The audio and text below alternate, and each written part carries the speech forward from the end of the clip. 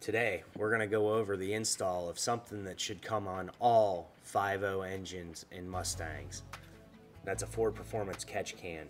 There's no reason why Ford shouldn't have included it from the factory, but they didn't, so here we are. We have to go purchase it and put it on ourselves. Today, I'm going to go over the benefits of it, the construction of it, what it looks like, what comes in the box, and also the install of it. Stay tuned.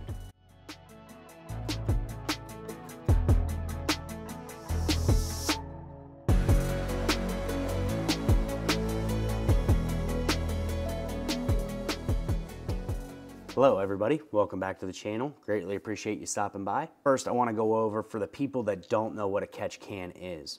So, motors have to breathe. You get fresh air into the intake, it mixes with fuel, it burns, and it goes out the exhaust. That's what everybody knows, the air goes in. But you also have to have air in the bottom side where your oil is. The whole engine has to breathe at some point. It's just a separate breathing system to separate the two to a certain extent. The way this works is a picture of the front side of my engine. You'll see the intake tube. It intakes the air from the air box through the tube into the intake.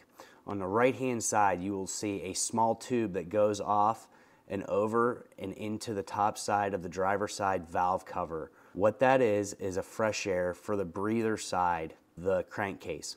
So it pulls fresh air into the motor, but it also pulls fresh air in to the valve cover and lets the bottom end breathe where the oil's at.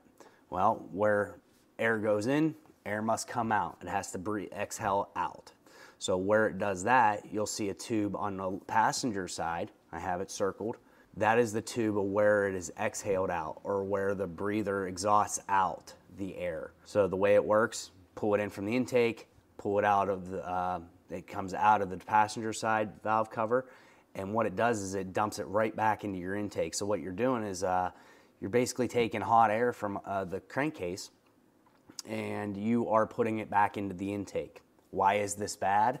Well, whenever you're turning higher RPM, say you're getting on the highway somewhere and you're really hard in the gas, there is a lot of, your motor spins faster. When it does that, it starts creating oil vapor. Oil vapor goes out that breather and gets dumped back in your intake. That's an issue with long-term use of an engine. It can plug up EGRs, or exhaust gas recirculation, which is a part of the emission systems on all cars. It can dilute fuels. It can also create issues with gum up of cylinders and a bunch of other different things. So that's the idea of why a catch can's needed. The factories don't normally put them in from the factory because of, one, cost. Always got to keep the bottom line down to the end user, and that's how they do it. With stupid pieces, they can't put in a piece of plastic, but we can worry about having wireless Apple CarPlay. It's absolutely crazy to me. The other thing is also maintenance. It's one more thing to maintenance, because you do have to open up the catch can and dump it out every so often. Otherwise, it fills up. It'll start draining back in to the motor from the one side, and it'll start intaking it in. So it kind of creates almost worse than if you didn't have it at all. So that's what a catch can is. Let's go over today. I'm going to be putting a catch can on my car because I want to be able to eliminate any issues like that. So I picked up the Ford Performance catch can, as you can see, from Ford. I want to keep with the OEM. They build these that you can purchase. This stupid piece of plastic is $200. I think it's asinine.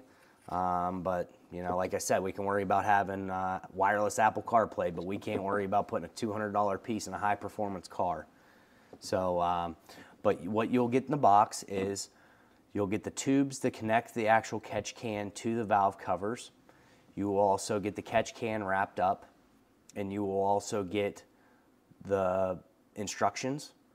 That's what you get in the box. So the benefits of it is you know, we'll be able to catch that oil in this catch can. Whenever it exhales out, it'll actually drop in to this part here, comes in here, oil drops in here, and it exhales out back up to the intake. So it traps that oil vapor in here, because as it comes out, it cools off. By the time it hits here, it's not condensation anymore. It'll actually turn basically back to a liquid because it's cooled off, and it'll drop in here. So every so often you take these out, the bolts.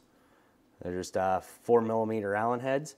and you'll just dump it out or suck it out or wipe it out or whatever you need to do.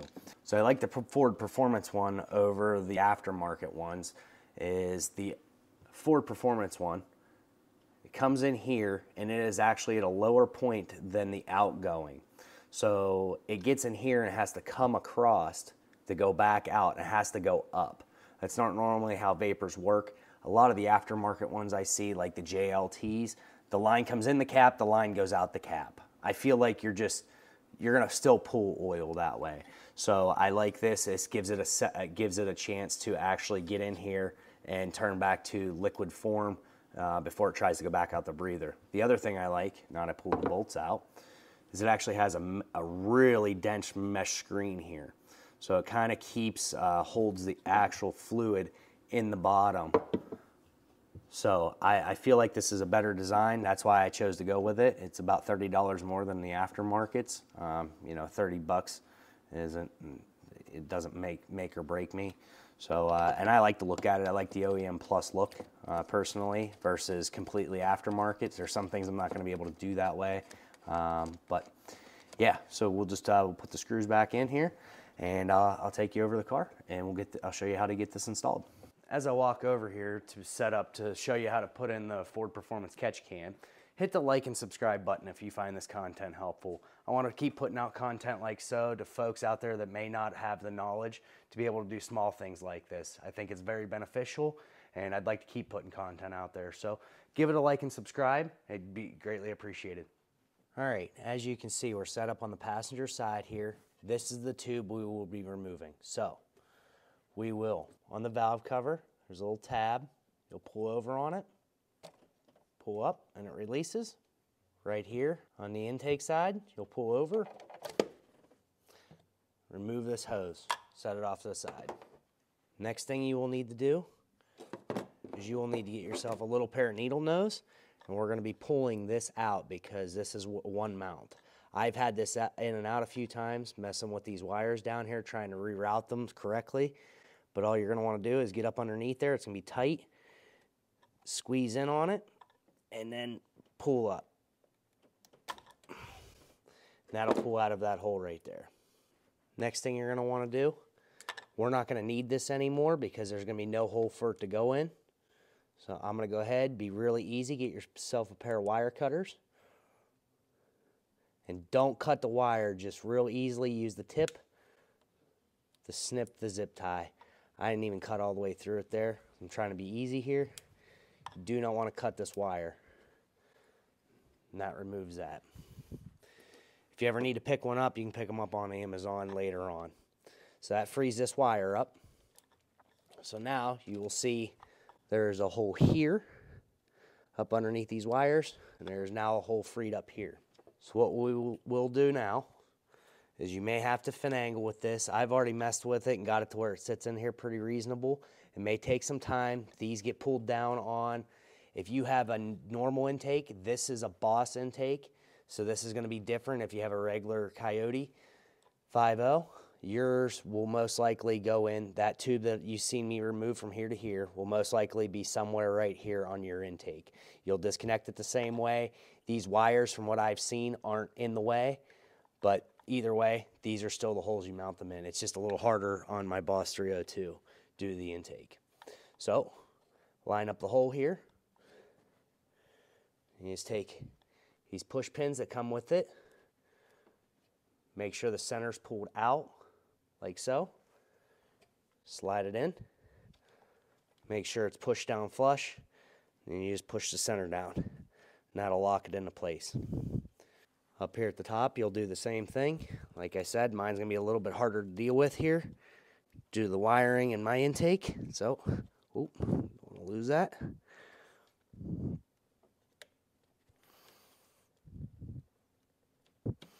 There you go. Push it in.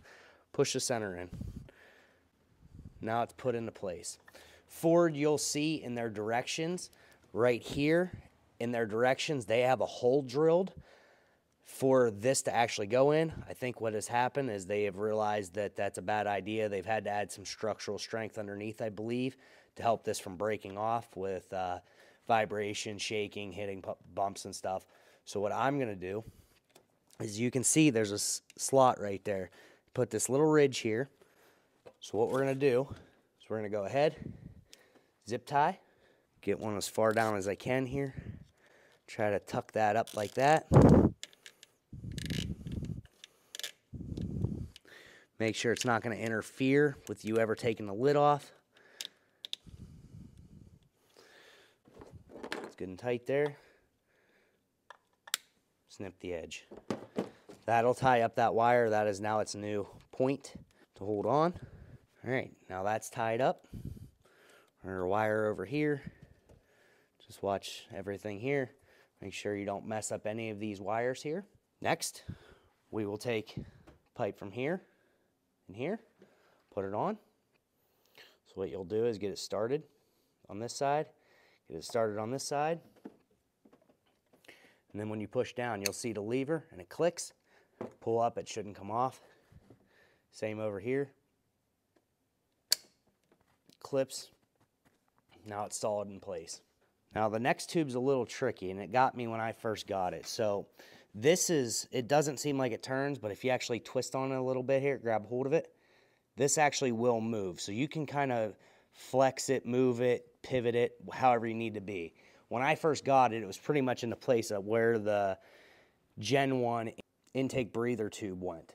I have the Boss intake, so I had to do some adjusting. So that's why I want to show that. So if it's moved when you first get it, understand that it can be swiveled, moved, and pivoted. That's why it's got this rib here. It's like a flex tube. What we want to do here, kind of want to start both sides at the same time so you don't put too much pressure on this. Get them both started. Same thing as the other side. Give it a push, and it'll click into place. Click, little pull. Same up here. Latches into place. And that is how you install the Ford Performance catch can.